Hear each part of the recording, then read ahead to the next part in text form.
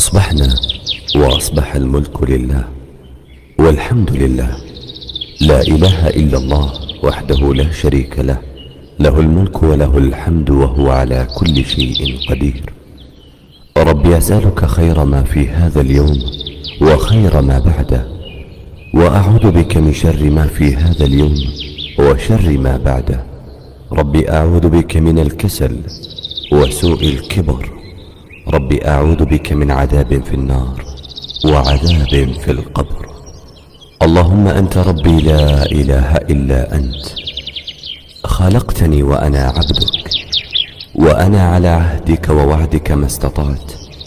أعوذ بك من شر ما صنعت. أبوء لك بنعمتك علي وأبوء بذنبي، فاغفر لي فإنه لا يغفر الذنوب إلا أنت.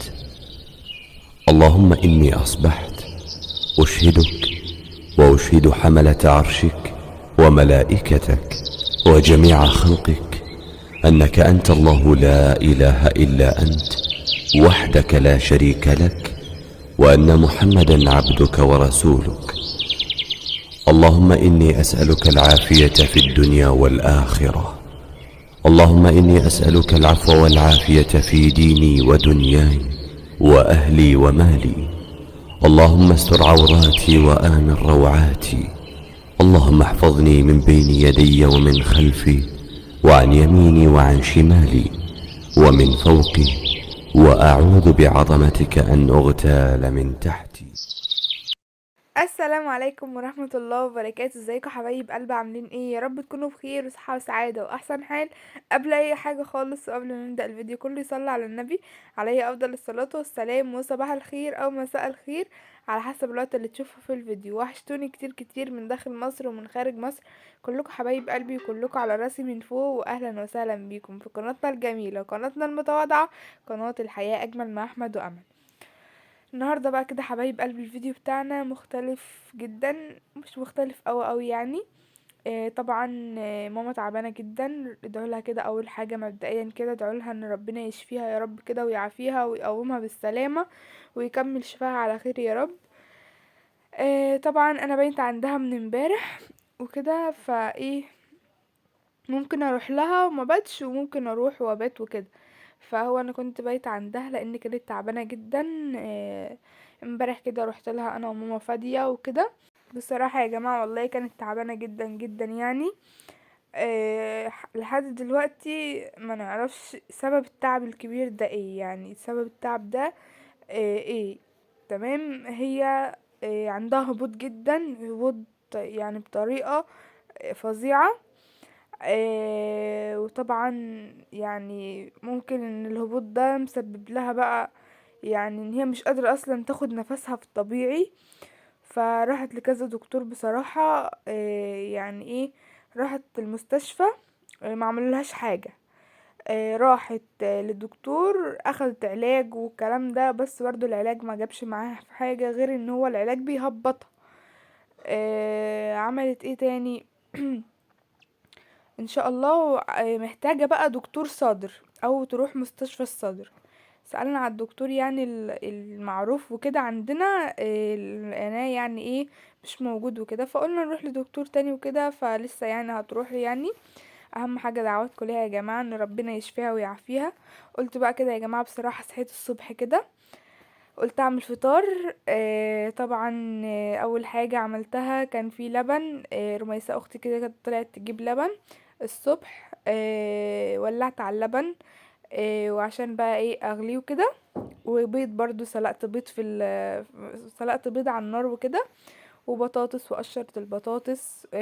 وقطعتها وقشرتها كده طبعا، وحطيتها على النار برضو انها تتقلى وكده. بعدين البيض كان طلع، قلت ايه اقشر البيض بقى واحطه في الطبق. فانا عاوزه اقول حاجه تانية. في ناس كتير بتقول مثلا انت ما بتروحيش لمامتك ليه وكده. هو انا كل ما اروح لماما لازم ان انا اصور عندها، او كل ما اروح لماما لازم ان هي تصور يعني ان انا موجوده؟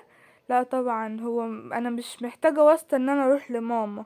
ماما قريبة مني ويعني بصوا فبروح لها على طول. مش مهم ان انا اصور، اي وقت اكون فاضية فيه بروح لها واقعد معاها. طبعا ممكن ان انا اروح ابات وممكن اروح مباتش. ممكن اروح لها من الصبح لحد اخر النهار وابات معاها كده. وممكن اروح لها برضو من الصبح لحد اخر النهار كده يعني ابات معاها، وممكن بقى ابات معاها واروح مثلا الظهر العصر تاني يوم. وممكن اروح لها بقى من الصبح لاخر النهار اروح بقى اخر النهار. فطبعا مش محتاجة واسطة ان انا اروح لماما وان انا اكون معاها. وطبعا هي اليومين دول تعبانة جدا، فاللي هو بقى انا ممكن ابات معاها يوم واروح مثلا تاني يوم. وبعدين اروح لها تاني يوم بقى كده وممكن ما باتش واروح تاني واروح لها كده يعني. يعني هي عاوزانا محتاجانا نكون جنبها. فاحنا جنبها على طول يعني انا وهايدي ورميساء. وطبعا ربنا يشفيها ويعافاها يا رب كده ويحوش عنها ويخفف عنها كده يا رب اللي هي فيه. ادعوا لها كده يا جماعة دعوة حلوة من قلبكم بصراحة، والله يا جماعة تعبها يعني فظيع جدا يعني. اللي هي ما بتاخدش نفسها اصلا بسهولة. عادي كده، لا هي والله العظيم بتدعي كده وبتقول يا رب كده اقدر اخد نفسي كده زي الاول. يعني بتقول يا رب اقدر اتنفس كده زي الاول، ما بتقدرش تاخد نفسها، قلبها وجعها وصدرها وجعها. فيا رب كده ما حدش يشوفها ابدا، وربنا يشفيها ويشفيها ويكمل شفاها على خير يا رب. طبعا بقى كده قشرت البيض، وطبعا جبت تونة برضو وحطيتها كده في طبق. وبعدين البطاطس برضو كده قشرتها. قصدي طلعت البطاطس من على النار وكده، حطيت بقى كده رشة دقة من فوق كده. وبعدين بقى هنعمل تاني يا أمولة؟ طبعا كانت محتاجة رشة دقة تانية، قلت احطلها رشة دقة تانية وماله. خلاص بقى كده حبايب قلبي، قلبت كده طبعا التونة بحب احط عليها نقطة زيت كده، وبحب احط عليها رشة دقة، وبحب اعصر عليها ليمونة بتبقى حلوة قوي. قلبتها كده تقليبة حلوة زي ما انتوا شايفين. وبعد كده طبعا حبايب قلبي فطار خفيف كده وبسيط كده على السريع يعني، يا رب يعجبكم. وطبعا هنا بقى كده قلت احط بقى الصينية.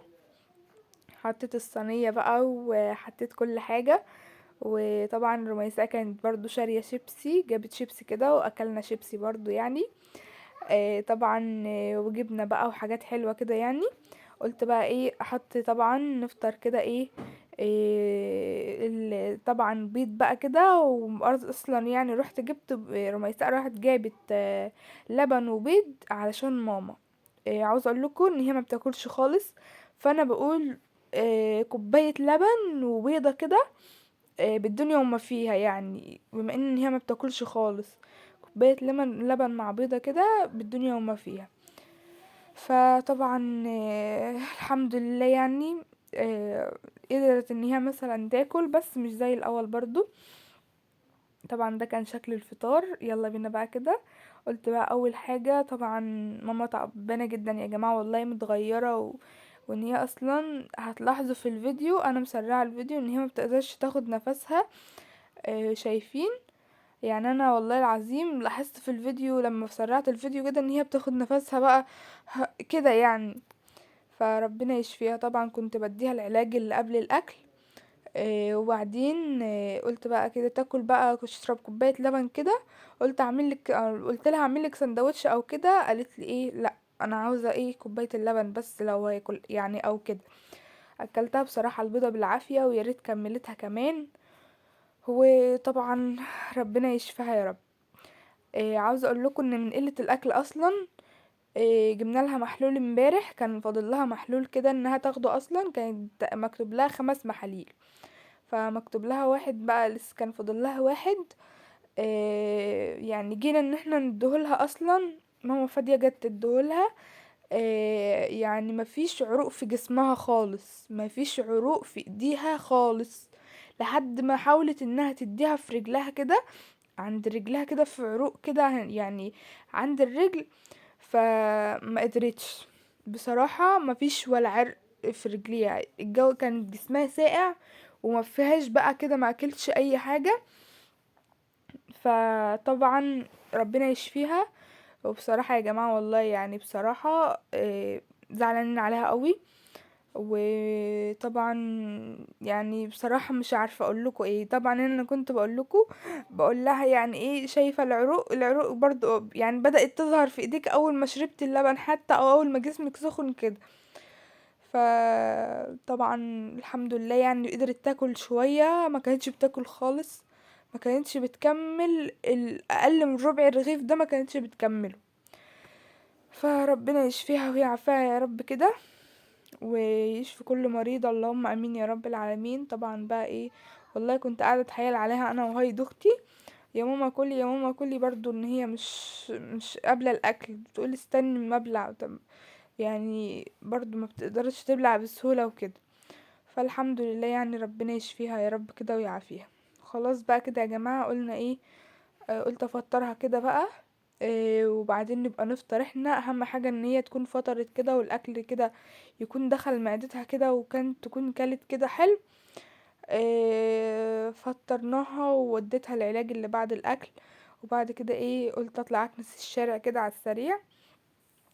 كنست الشارع طبعا على السريع كده. طبعا عاوزه اقول لكم ان بحب كده قدام البيت في اي يعني عند ماما فاضيه وعندي هنا، لما تلاقي كده قدام البيت مش نضيف لازم كده اطلع اكنسه وانضفه كده.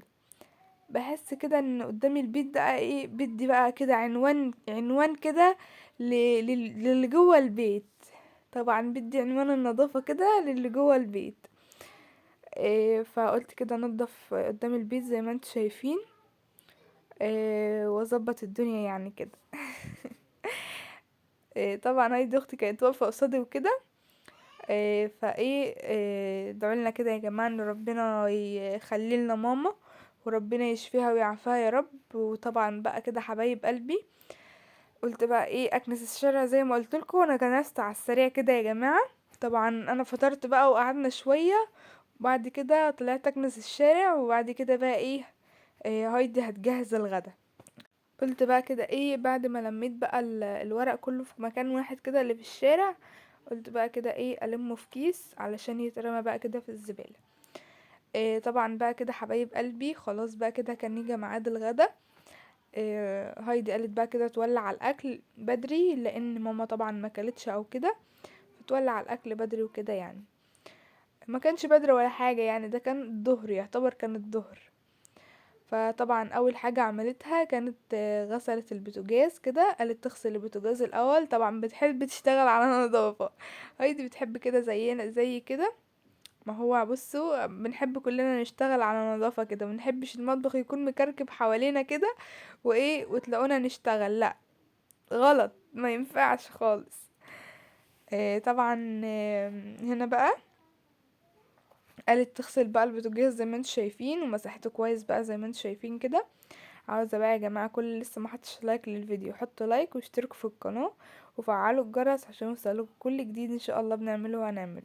طبعا بقى يا جماعه هايدي اختي عامله قناه اسمها قناه حياتك احلى مع هايدي، كل يروح يشجعها كده. وطبعا بصوا قمر كده. هنا بقى كده كانت بقى ايه، كانت نقع الفرخه وكده. وبعدين كانت بقى قالت تغسلها وتنقعها تاني، بس هي غسلتها معاكم برضو ايه، وقالت تنضفها كده معاكم برضو. اي حاجة فيها برضو قالت تشيلها كده، محتاجة ان هي تتشال برضو، قالت تشيلها. طبعا اشترينا الفرخة دي، بس لازم كده ايه ان احنا ايه نبص نراجع عليها كده وننضفها برضو حلو، وان هي تكون ايه كويسة كده يا جماعة، وتكون الفرخة طازة كده يا سلام. بقول لماما ان الفرخة دي يعني مثلا بالدنيا وما فيها، ان انت تاكلي بس فص من الصدر كده الفرخة البلدي دي بالدنيا وما فيها. طبعا هايدي بقى قالت بقى ان هي تغسلها كويس وتنضفها كده كويس، وايه تشوف بقى هتعمل فيها ايه. ويا رب الفيديو النهارده يعجبكم، ولو عجبكم متنسوش اللايك وشجعونا كتير كتير، وبحبكم كتير كتير قوي من داخل مصر ومن خارج مصر، والله كلكم حبايبي وكلكم على راسي من فوق. هنا بقى كده كانت غسلت الفرخة وظبطتها. وبعد كده ايه جابت بقى كده الحلة، هتحطها بقى كده في الحلة اول حاجة. وطبعا يا رب كده دايما نكون معاكم وتكونوا معانا، ويا رب فيديوهاتنا تعجبكم، ويا رب دايما اكون عند حسن ظنكم. واتمنى كده ان انتوا تفضلوا معانا وتدعوا لماما دعوة حلوة من قلبكم بجد، لان هي محتاجة دعواتكم. وما تحرمش منكم ابدا يا رب. هنا بقى كده حبايب قلبي، هايدي بقى كده كانت حطت الفرخة بقى، ورشة ملح كده يا جماعة، ورشة فلفل اسمر، رشة بسيطة كده، وبصلاية حلوة كده زي ما انتوا شايفين، وورق لورا وحبهان. زودتها ميه بقى كده، سابتها بقى مع بعضها تتشوح كده مع بعضها كده، وبعدين زودتها ميه، وبعد كده ايه بتحب تحط انها تحط مرق الدجاج كده مع الفرخة يعني. فحطيتها بقى زي ما انتوا شايفين، وبعدين زودت ميه برضو وايه، هتغطي بقى عليها بقى تسيبها انها ايه، شايفين بقى كده هنا كانت قربت دخلت في السوا يعني وكده. حبيت اوريها لكم بس كده. طبعا حبايب قلبي ده كان الفيديو بتاعنا النهارده. هنا بقى كده كان احمد يجا واخدني. كنت مروحه بقى كده يعني هرجع لها تاني. فيا رب الفيديو النهارده يعجبكم، واشوفكم على خير الفيديو الجاي ان شاء الله، في يوم جديد وفيديو جديد. وبحبكم كتير كتير قوي، من داخل مصر ومن خارج مصر، كلكم حبايبي. اشوفكم على خير الفيديو الجاي ان شاء الله. بحبكم كتير كتير قوي، مع الف الف الف الف الف مليون سلامه. وما تحرمش منكم ابدا، بحبكم كتير قوي.